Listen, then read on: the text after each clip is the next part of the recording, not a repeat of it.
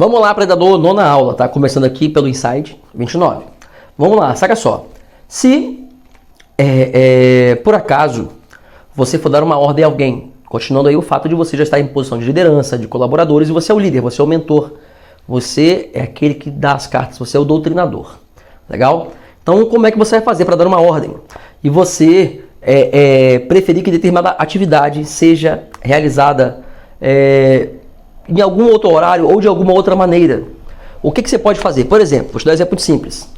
Eu gostaria, por exemplo, que os meus fornecedores de cerveja, na época que eu tinha o meu pub, batessem a cerveja para as 10 horas da manhã, 11 horas da manhã ou meio-dia. Mas qual que era a realidade? A realidade é que se ele não batesse a cerveja entre 6h30 e 8 horas da manhã, a cerveja não estaria gelada o suficiente na noite e até o final da noite. Em especial nos dias de futebol aí que lotava muito, jogo do Flamengo, jogo do Corinthians, jogo do São Paulo, jogo do Cruzeiro, jogo do Palmeiras, lotava muito o meu pub. E o que acontecia? Apesar de eu ter afirmado certa vez, como pergunta, não foi bem uma afirmação, foi uma interrogativa, eu cheguei e falei, João, aquele funcionário, né, e o meu gerente se chamava Ramon. Ramon e João, poxa, vocês não acham que é melhor a gente colocar o horário de entrega da nossa cerveja às 10 da manhã, para a gente dormir um pouquinho mais, alguém da equipe dormir até um pouquinho mais tarde, ou meio-dia? Aí, o que aconteceu? Aconteceu o que diz aqui, ó, que quando você coloca o seu colaborador, ou aquele que está sendo o seu liderado, né, o seu liderado e você o liderando, aquele que lidera, quando você coloca ele como participativo da decisão, em forma de pergunta, talvez ele te forneça uma informação que você não tenha, que foi esse caso. Nesse caso, por exemplo, ele me passou essa informação. Olha só, Tubarão, seria interessante mesmo para o descanso, mas é preferível a gente fazer o rodízio de funcionários de um dia por semana ou 2, quando o movimento estava muito alto, para vir aqui pegar cerveja, visto que se a cerveja for batida muito tarde, ela não estará gelada até o final do dia. Então teremos aí clientes reclamando porque a cerveja vai estar choca ou quente. Então olha que sacada. Eu tive a mesma percepção ao perguntar à minha chefe de cozinha, na época, o seguinte, porque a gente fazia produção de hambúrguer, e era diária essa produção de hambúrguer, eu cheguei para ela e falei, poxa, por que a gente não faz pelo menos de 3 dias a produção de hambúrguer? E ela falou assim, Tubarão, não tem nada a ver com a quantidade de produção, eu consigo produzir aqui até 15 dias, se for preciso, porque eu sempre achei que a otimização do tempo é mais importante. Porém, o resultado final do hambúrguer feito no mesmo dia era muito superior. E o nosso diferencial, na época do Primatas Pub, era a qualidade do sabor do hambúrguer. E uma das coisas que eram cruciais aí na qualidade do sabor do hambúrguer, do que diferenciava o sabor, além de ser feito na brasa, era ele ser feito no dia em que fosse consumido. Então, tendo esta informação, ou seja, eu não ordenei, talvez se eu fosse arrogante, eu quero que a partir de hoje você faça de 3 em 3 dias, de 5 em 5 dias. Ela teria seguido a minha ordem e eu teria perdido a médio, curto e também longo prazo muitos clientes que ficariam insatisfeitos com a queda na qualidade do produto. Então entenda que você precisa colocar o outro como participativo, mesmo que ele seja um subordinado seu, como participativo nas tomadas de decisões de alguma coisa em especial que ele executa, que ele exerce, que ele participa, porque é bem provável que ele tenha uma informação maior, uma prática maior, tá bom?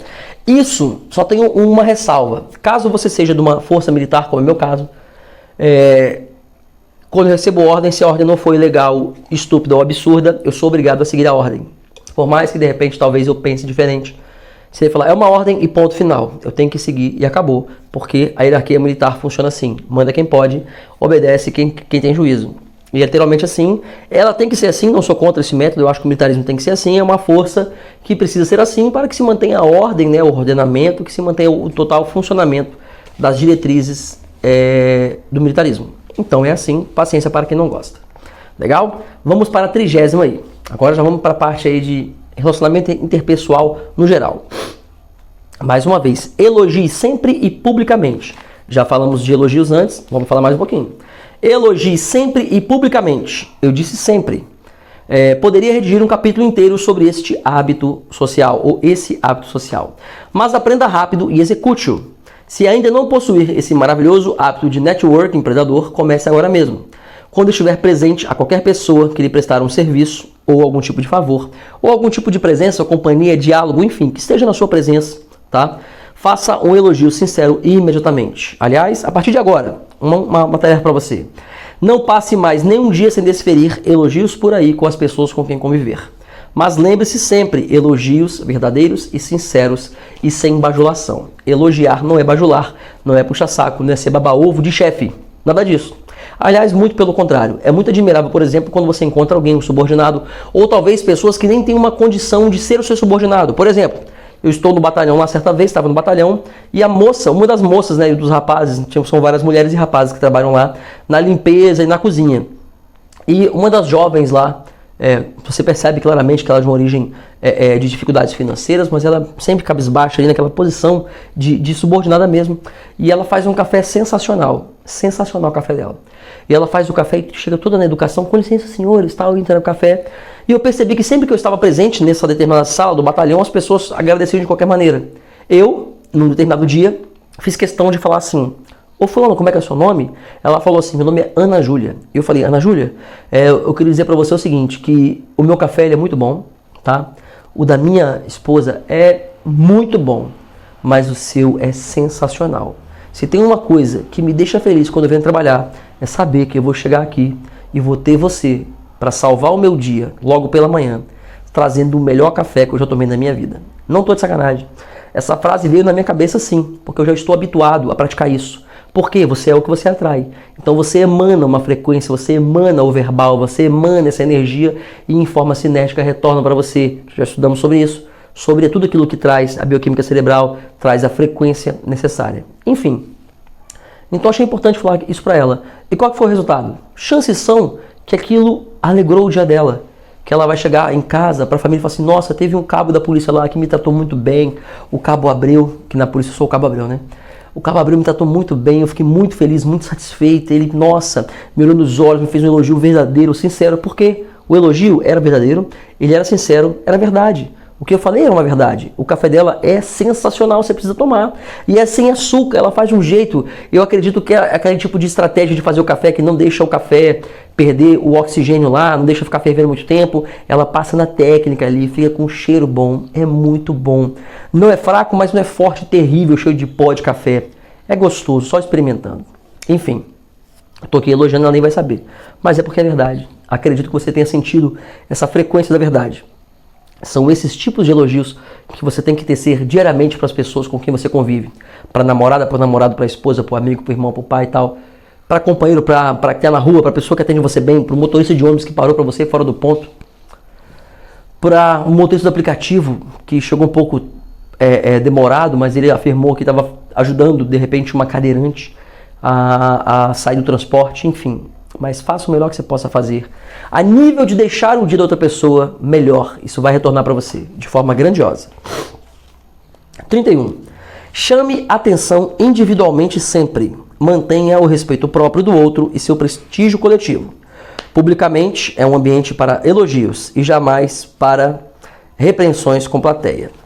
O que isso quer dizer? Simples assim. Na hora de você chamar a atenção de alguém, chame atenção individualmente. Se você já está em posição de ser um líder, já em posição hierárquica, você já está cumprindo a sua liderança, vai ter momentos que você vai precisar chamar a atenção, vai precisar liderar, vai precisar corrigir.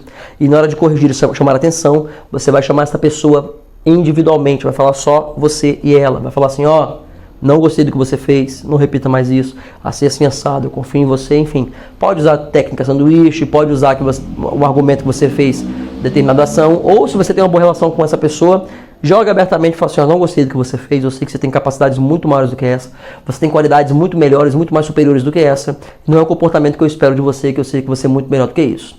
Então você fala desse jeito, você mantém o respeito próprio da outra pessoa, a outra pessoa vai se sentir respeitada e automaticamente vai conduzir atitudes melhores e reações melhores no andamento do serviço ou no andamento da prestação de serviço ou atividade ou ação que você esteja interconectado a ela. Número 32. Estimular sempre elogiando e nunca pelas críticas diretas, tá? Às vezes parece que eu repetindo, mas faz intenção de que você internalize. Críticas apenas geram insatisfação e ressentimento. Pessoas magoadas reincidem no comportamento negativo quando magoadas. Elogie mais, como expliquei acima, e testemunhe o milagre. Mais uma vez, elogios funcionam, porque o elogio é o seguinte, tem uma frase do Dale Carnegie que fala assim, ó: você atrai muito mais abelhas com uma gota de mel do que com 1 litro de fel. Para terminar essa aula, grava isso. Acho que essa metáfora não, tem outro nome, essa alegoria, né? Você atrai muito mais abelhas com uma gota de mel do que com um litro de fel. Dê sempre o seu melhor para as pessoas. A crítica, o escracho, o escárnio não melhora ninguém. Elogie, seja justo, chame atenção com justiça, com hombridade, respeitando a individualidade do outro. Até a próxima aula.